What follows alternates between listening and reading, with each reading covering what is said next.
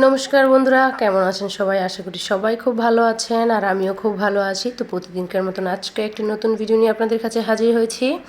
তো দেশ এবং দেশের বাইরে থেকে যারাই আমার ভিডিওটি দেখছেন তাদের সবাইকে পরিস কিচেন ব্লগে স্বাগত। তো সব বন্ধুদের কাছে আমার একটাই রিকোয়েস্ট থাকবে, আপনারা সবাই আমার পাশে থাকবেন। এই যে দেখুন, সবাই প্রথমে নতুন বই এনেছে আর বইকে এনে এই মেয়েটাকে দেখেন কলম দিয়ে কি করেছে, কলম দিয়ে একে উকে তাকে নষ্ট করে ফেলেছে। ওকে এর আগেও আমি দুইটা বই এনে দিছি, সে পড়ে না, তো শুধু ছিঁড়ে ছিঁড়ে ফেলে দেয়। তো এখন আবার এই বইটা এনে দিলাম, ওই বইগুলা ছিঁড়ে ফেলে দিচ্ছে। দেখছেন, ওই যে বাচ্চাকে ঘুম পাড়াচ্ছে, সে তার বেবিকে সে ঘুম পাড়াচ্ছে। তো আজকে আপনাদের সাথে অনেক কিছু শেয়ার করব, রান্না বান্নার সাথে কিছু কথাও শেয়ার করব। সেই কথাগুলো আপনারা একটু মনোযোগ সহকারে শুনে বলবেন আমাকে কমেন্ট করে, যে কথাগুলো আমি ঠিক বললাম না ভুল বললাম। ঠিক আছে বন্ধুরা? তো চলুন, আমার ভিডিওটি ভালো করে কন্টিনিউ করে দেখে একটা ভালো কমেন্ট করে দিয়ে যাবেন, আর একটা লাইক কিন্তু অবশ্যই করবেন। আমার শাশুড়ি মা তার ছেলেকে আমার কাছে বিক্রি করে দিয়েছে। বুঝতে পারছেন কি বলছি? আমার শাশুড়ি মা তার ছেলেকে আমার কাছে বিক্রি করে দিয়েছে, তার জন্য সে ছেলে আমার কথা শোনে, মানে তার বউয়ের কথা শোনে, মার কথা শোনে না। এখন বউয়ের কথায় উঠে বসে সব কিছুই করে। শাশুড়ির মতো ভাবতেছে ছেলেকে বিয়ে দিয়ে কি ভুল করে ফেললাম নাকি, এরকম এত বড় ভুল আমি কি করে করলাম।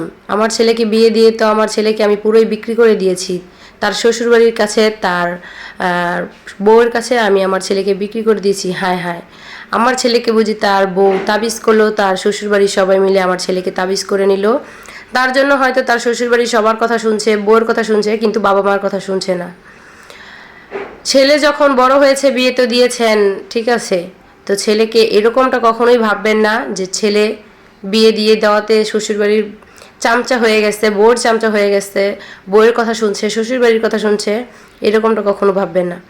আসলে কি, আমাদের সমাজে এরকম অনেক ফ্যামিলি আছে বা অনেক মানুষ আছে যারা কিনা ছেলেকে বিয়ে দিয়ে ভাবে হয়তো ছেলেকে বউয়ের কাছে বিক্রি করে দিয়েছে, শ্বশুরবাড়িতে বিক্রি করে দিয়েছে, তার জন্য হয়তো তাদের মানে তাদের সাথে এরকম করছে ওই রকম করছে।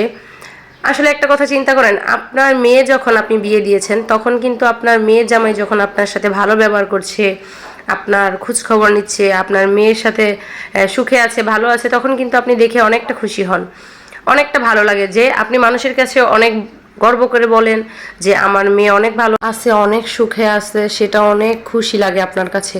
তাহলে যখন পরের মেয়েটা আপনার ঘরে আসে, তখন সেই মেয়েটা যখন আপনার বাড়িতে এসে একটু ভালো থাকতে চায়, একটু নিজের স্বাধীনতা ভোগ করতে চায়, আপনার ছেলের কাছে তার বাবা মা কিছু দাবি করতে পারে, সেইগুলা করে, তখন আপনার কেন ভালো লাগে না? আপনি তো আপনার মেয়ের জামাইয়ের কাছে অনেক কিছুই দাবি করতে পারেন, আপনার মেয়েও আপনার মেয়ের জামাইকে বলে এটা ওটা আপনাকে দিতে পারে, বাবা মাকে দিতে পারে। তাহলে পরের মেয়ে যখন তার বাবা মার জন্য কিছু করে, বা আপনার ছেলে যখন তার শ্বশুরবাড়ির জন্য কিছু করে, তার বউয়ের দু একটা কথা শুনে, তখন কেন আপনার খারাপ লাগে?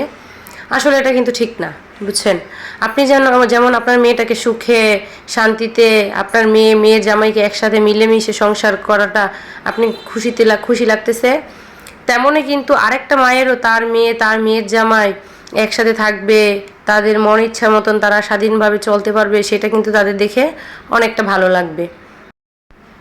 তো এইরকম শাশুড়িরা যারা মানে আছেন, তাদেরকে বলি যে এরকম ধরনের চিন্তাভাবনা দূর করে দিন। আপনি যেমন আপনার মেয়েকে সব কিছুতে সুখে থাকতে দেখতে চান, পরের মেয়েও তেমনই, পরের মেয়ের মাও ওই রকম সুখে শান্তিতে একটা নিজের সন্তানকে দেখতে চায়। তো সব মিলিয়ে আপনি চেষ্টা করবেন যে আমার মেয়েও সুখে থাকুক, আমার ছেলের বউও সুখে থাকুক, এই সব কিছুই তো আমারই, তাই না? আমার ছেলে যেমন আমার ছেলের বউও আমার মেয়ে যেমন আমার মেয়ের জামাইও আমার। সব কিছু এক চোখে দেখবেন, দুই রকম চোখে দেখতে যাবেন না। লবণ আর চিনি করে ফেললে সেটা কিন্তু সংসারে শান্তি বয়ে আনবে না, তখন কিন্তু শান্তির বদলে অশান্তি বয়ে আনবে, বুঝছেন?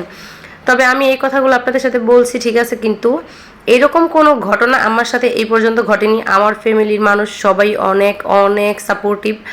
আমার শাশুড়ি মা যিনি আছেন, আমার কিন্তু শ্বশুর নাই, আমার শাশুড়ি মা যিনি আছেন উনি কিন্তু ওনার ছেলেকে বলে দেয় যে তুমি যেমন আমাকে, মানে আমার যা দরকার পড়ে আমাকে দেখো, আমার যা লাগে সেটা দেখো, ওইরকম কিন্তু তুমি তোমার শ্বশুর শাশুড়িকেও দেখবে, কারণ তারাও তাদের মেয়েকে অনেক কষ্ট করে বড় করেছে, তারাও তাদের মেয়েটাকে পরের বাড়িতে পাঠিয়েছে। তুমি তোমার বাড়িতে নিয়ে এসেছো বলে তার যে কোনো দায়িত্ব কর্তব্য অধিকার কিচ্ছু নেই, সেটা মনে করো না।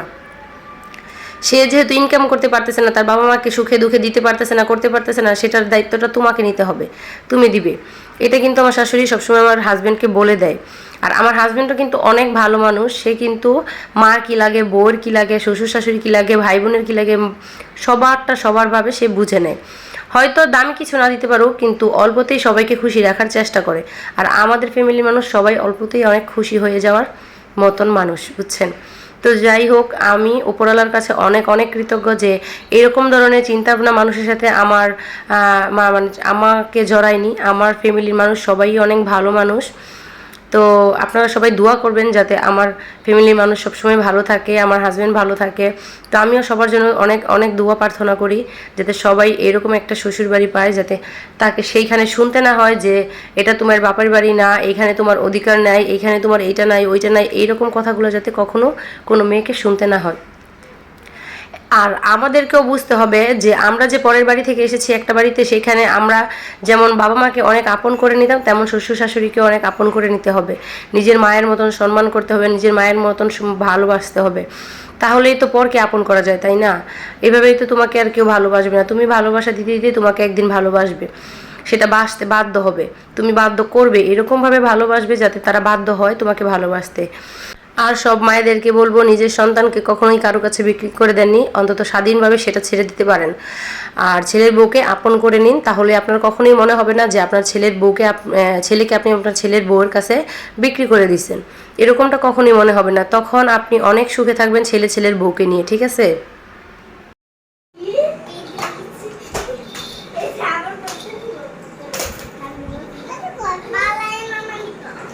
তো যাই হোক, মাঝখান দিয়ে আমার মেয়ের বয়সটা একটু আপনাদেরকে শোনালাম। সে পুরো ঘরটাকে এলোমেলো করে ফেলছে তার খেলনা দিয়ে, এত খেলনা সে এলোমেলো করে, কিন্তু খেলে না, শুধু এলোমেলো করে ফেলে রেখে দেয়।